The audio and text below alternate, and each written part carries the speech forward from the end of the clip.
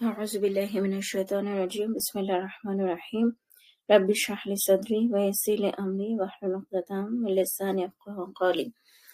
আপুরা, আজকে আসলে আমরা আমাদের এই ডিপ রিডিং সিরিজের 41তম পর্ব শুরু করছি। সো আলহামদুলিল্লাহ আমরা 40টা পর্ব রেকর্ড করে ফেলেছি এবং আজকে এসে আমি একটু পুরো জিনিসটা একটু পজ নিতে চাই ইনশাআল্লাহ, বা একটু ফিরে দেখতে চাই যে আমরা আসলে কি করছি।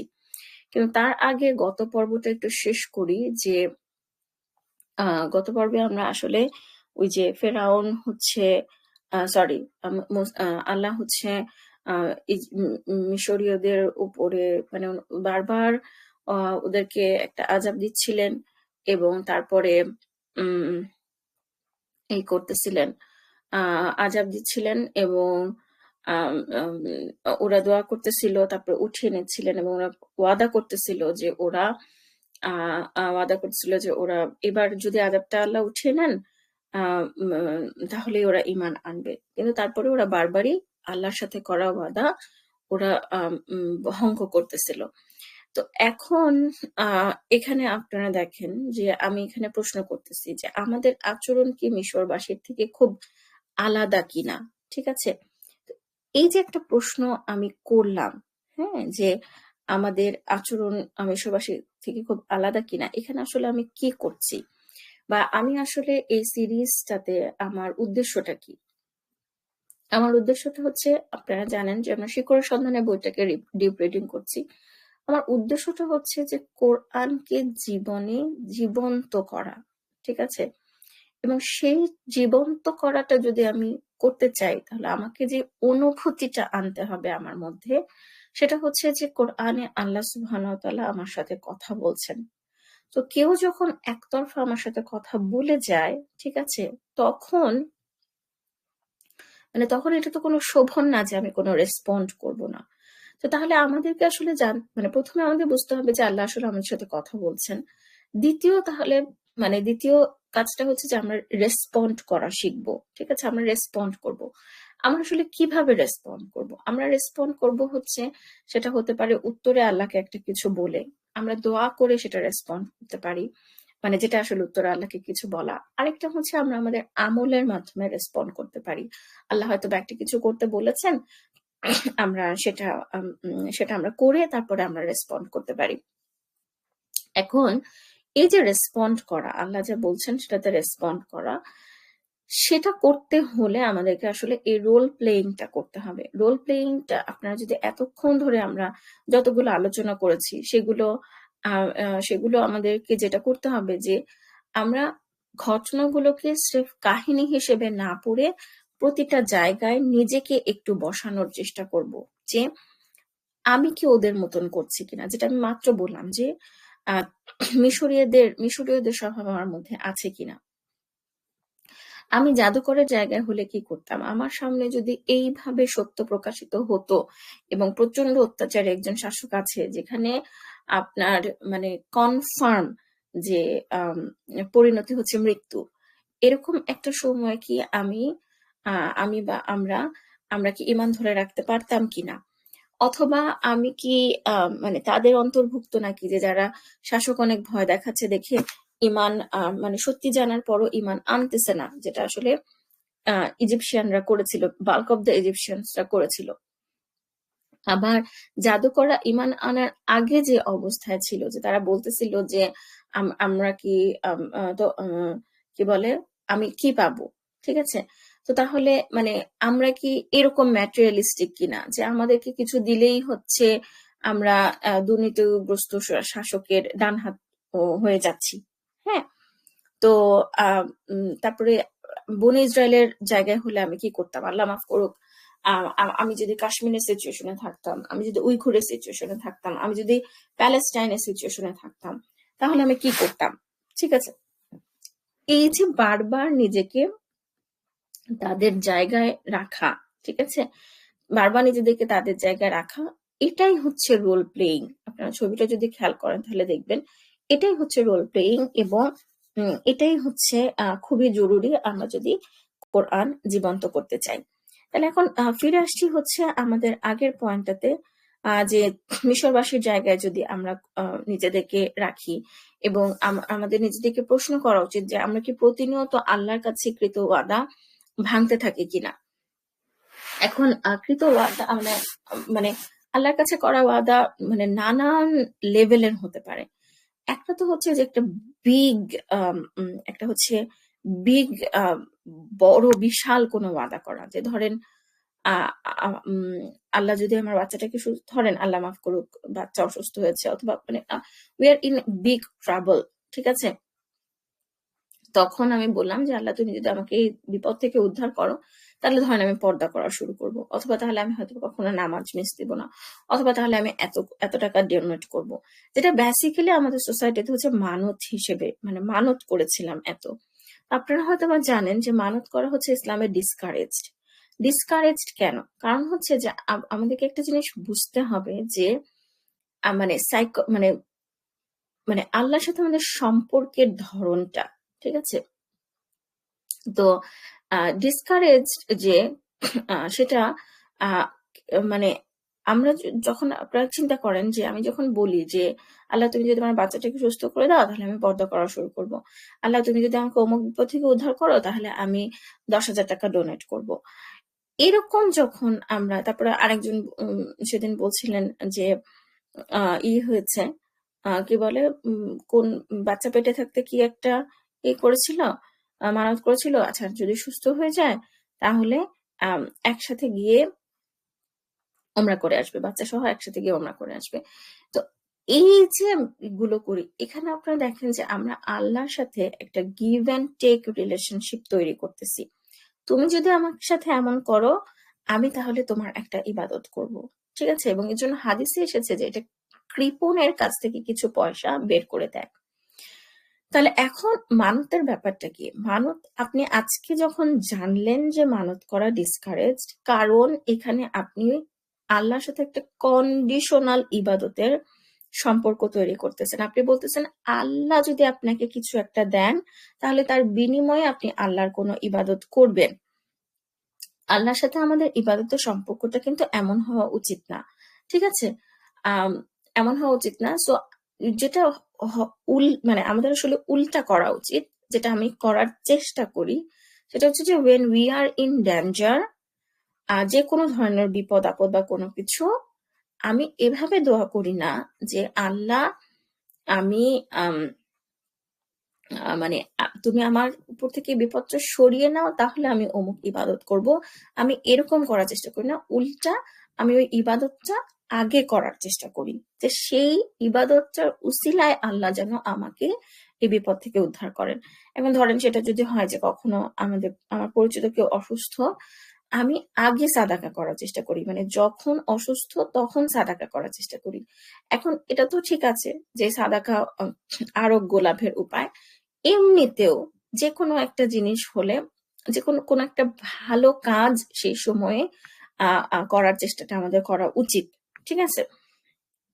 এখন প্রতিনিয়ত আল্লাহর কাছে ওয়াদা এবং আরেকটা জিনিস হচ্ছে যে যেটা আমি কয়েকদিন ধরে খুব চিন্তা করছি যে যখন আমরা বিপদে পড়ি তখন আমরা আল্লাহর কাছে যখন মানে যতটা আকুলতা নিয়ে চাই, যখন আল্লাহ সেই দোয়াটা কবুল করেন এবং আমাদের উপর থেকে বিপদটা সরিয়ে নেন, তখন আমাদের আল্লাহর সাথে সম্পর্কটা আবার কেমন হয়ে যায়, ঠিক আছে?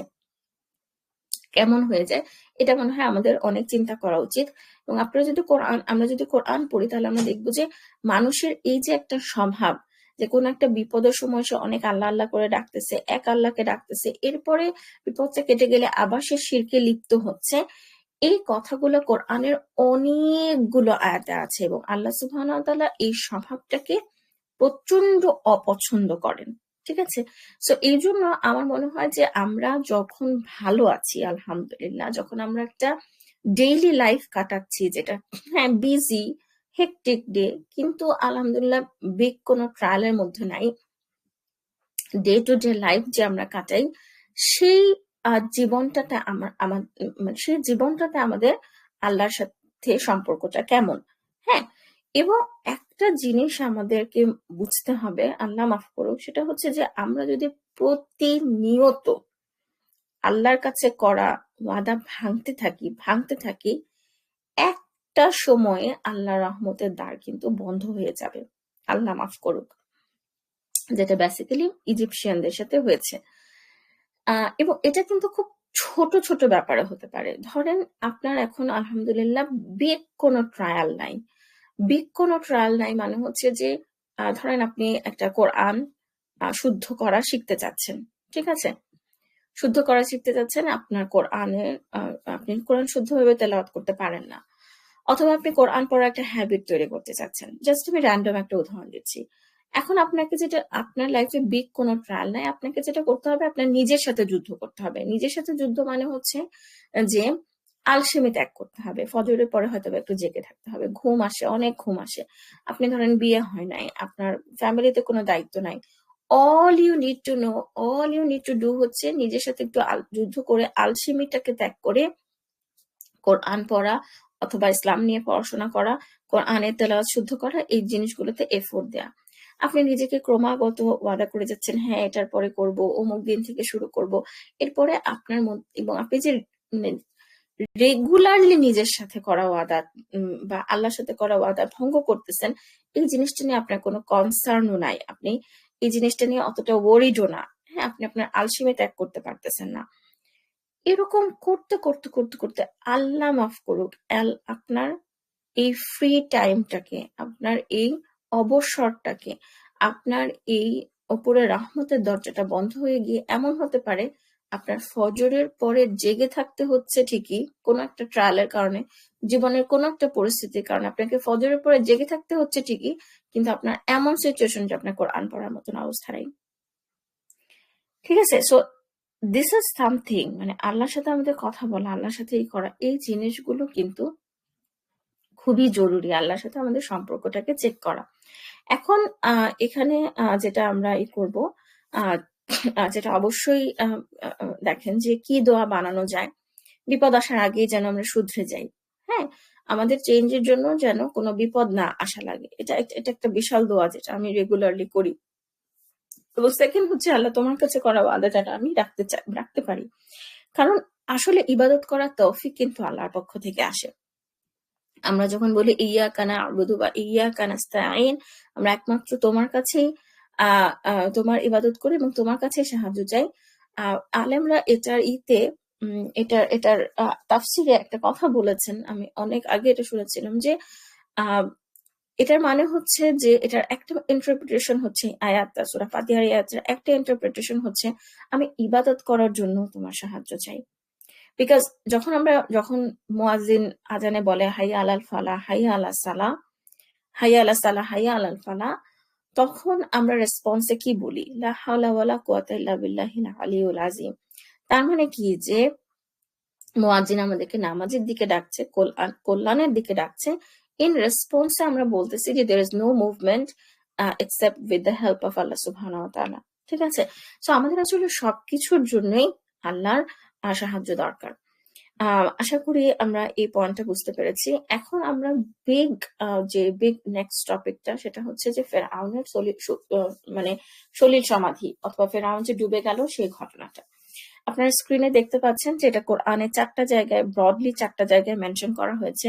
সূরা শুআরা 52, যেটা 26 নম্বর সূরা, 52 থেকে 68, সূরা তাহাতে আছে, সূরা ইউনূসে আছে এবং সূরা আরাফে আছে।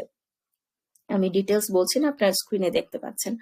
আচ্ছা, এখন কথা হচ্ছে যে এই যে আমি আপনাদেরকে দিয়ে দিচ্ছি, এই যে আমি আপনাদেরকে ভার্স নাম্বার গুলো বলে দিচ্ছি, ঠিক আছে? ভার্স নাম্বার গুলো বলে দিচ্ছি, আপনাদের আসলে পড়ার ধাঁচটা কি হওয়া উচিত। এবং আপুরা please don't make this Telegram channel just a one way conversation, যে আমি বলে যাচ্ছি আপনারা শুনে যাচ্ছেন। আপনাদের পক্ষ থেকে কোনো এটা কোনো চেঞ্জ আনছে না আপনাদের লাইফে। তাহলে কিন্তু এটা খুব দুঃখজনক হবে। সো প্রথম আপনারা যেটা করবেন আপুরা, যেহেতু আমি বললাম যে 40টা পর্ব আমরা পার করে ফেলেছি, ইটস টাইম টু রিক্যাপ। আপনারা প্রথম যেটা করবেন, যে ধরেন লাস্ট লাইভটা আপনারা দেখলেন, প্রথম কাজটা আপনারা করবেন আপুরা, এই আয়াতগুলো পড়ে ফেলবেন। এই আয়াতগুলো এক বসাতে পড়বেন। এক বসাতে সম্ভব না হলে 2 বা 3 বসাতে পড়বেন। কিন্তু সবার প্রথমে আপুরা আয়াতগুলো পড়বেন, কারণ তাহলে আমাদের কোরআন পড়া হবে। এবং আমাদের উদ্দেশ্য হচ্ছে কোরআন পড়া, আমাদের উদ্দেশ্য হচ্ছে কোরআনের কাছাকাছি যাওয়া। কোরআন আপুরা হচ্ছে পরশ পাথর। হুম? কোরআনের থেকে দূরে থাকলে আমাদের জীবনে এমন ধরনের অশান্তি আসে, যেগুলো আমরা টের পাই না হয়তোবা, কিন্তু এগুলো আসলে আমাদের নিজের হাতের কামাইয়ের ফল। আমি আমি আমার নিজের লাইফ দিয়ে দেখি যে যখন আমি কোরআন থেকে দূরে থাকি, যখন আমি আমার ইসলামিক পড়াশোনা, স্পিরিচুয়ালিটি থেকে দূরে থাকি, আমার লাইফে টোটালি আজাইরা এবং আননেসেসারি সব ট্রায়ালস এবং ঝামেলা, কমপ্লিকেশনস আসতে থাকে। যেটা বলতেছিলাম আপুরা, যে প্রথমে আপুরা আমরা কোরআনের আয়াতগুলো পড়বো, এরপরে আয়াতগুলো নিয়ে অল্প চিন্তা করব। হ্যাঁ, কিন্তু এই যে চিন্তা করা, এটা একটা অভ্যাসের ব্যাপার, এটা একদিনে হবে না। হ্যাঁ, আপনাদের হয়তো মনে হবে যে হ্যাঁ আমি বলতেছি, এত কিছু বলতেছি, কিভাবে বলতেছি, কবে থেকে বলতেছি। আপুরা, it's the product of more than 10 years, 12 বছর 14 বছর ধরে এগুলো নিয়ে গুতাগুতি করার পরে হয়তোবা একটা কিছু আমি বলতে পারতেছি, আমি একটা চ্যানেল খোলার সাহস করতেছি। তো তাহলে এগুলো একটা অভ্যাসের ব্যাপার, সময় লাগবে। সো যদি নিজেরা প্রথমে একটু চিন্তা করার চেষ্টা করবেন, যদি কোনো কুল কিনারা না পান, তাহলে দেখবেন যে ওই রিলেটেড টপিকে বইটার মধ্যে কি কথাবার্তা আছে, কি ডিসকাশন আছে শিকড়ের সন্ধানে বইটাতে। সবসময় সবকিছু সুন্দরভাবে লিখে উপস্থাপন করা যায় না। সো তখন সেটার জন্যই আসলে আমার এই ডিপ রিডিং সিরিজটা বের করা, যে আরেকটু ডিটেলস, আরেকটু ইনসাইটফুল কথাবার্তা যদি আমরা আরেকটু কমপ্লিমেন্টারি হিসেবে উপস্থাপন করতে পারি, তো তাহলে বইটা পড়ে যদি একটু একটু গাইডলাইন, ইনসাইট না পান, তাহলে অডিও চ্যানেলটা শুনতে পারেন, যে দেখতে পারেন যে এই টপিকে আমি কি নিয়ে কথা বলছি। এবং এরপরে নেক্সট বার যখন আরেক সেট অফ ভার্সেস পড়বেন, তখন দেখেন যে আচ্ছা ঠিক আছে, ওই জিনিসটা থেকে তো এটা এটা ডিরাইভ করা গিয়েছিল, আমি কি এখন এখান থেকে কিছু ডিরাইভ করতে পারি কিনা। এবং অবশ্যই আপনারা মানে আমরা এটা একটা যৌথ জার্নি, আপনারা আমাদের টেলিগ্রাম গ্রুপে মেসেজ দিয়ে কনফার্ম হতে পারেন যে এটার এক্সপ্লেনেশনে কি আমরা এই ধরনের কথা বলতে পারি কিনা। Of course I am not an authority of the Quran. আপনারা অন্য আরো যাদেরকে ট্রাস্ট করেন, রিলায়েবল সিস্টার্স, তাদের সাথেও আপনারা কথা বলতে পারেন। মূল কথা হচ্ছে আপুরা, কোরআন আমাদের আলোচনা হোক, কোরআন আমাদের সেন্টার অফ ফোকাস হোক, কোরআন আমাদের সেন্টার অফ ডিসকাশন হোক। আমরা দাওয়াতে গেলে, অমুক জায়গায় গেলে, গ্যাদারিং এ গেলে এত কিছু নিয়ে কথা বলি, এবং sometimes we end up talking about people, কার লাইফে কি হচ্ছে না হচ্ছে। তার চাইতে আসেন আমরা সবাই মিলে যদি একটা কোরআন ভিত্তিক জীবন গড়ি, তাহলে দেখা যাবে যে একটা দাওয়াতে গিয়ে আমরা এগুলো নিয়ে কথা বলছি। এগুলো নিয়ে যখন কথা বলছি, তখন দেখেন যে কত ভালো লাগে। তখন তখন তখন যে কোনো গ্যাদারিং কত আনন্দময় হয়, যখন সেখানে আল্লাহর স্মরণ করা হয়। জাযাকুমুল্লাহ খায়রান আপনারা শোনার জন্য। সালামু আলাইকুম রহমতুল্লাহি বারাকাতুহু।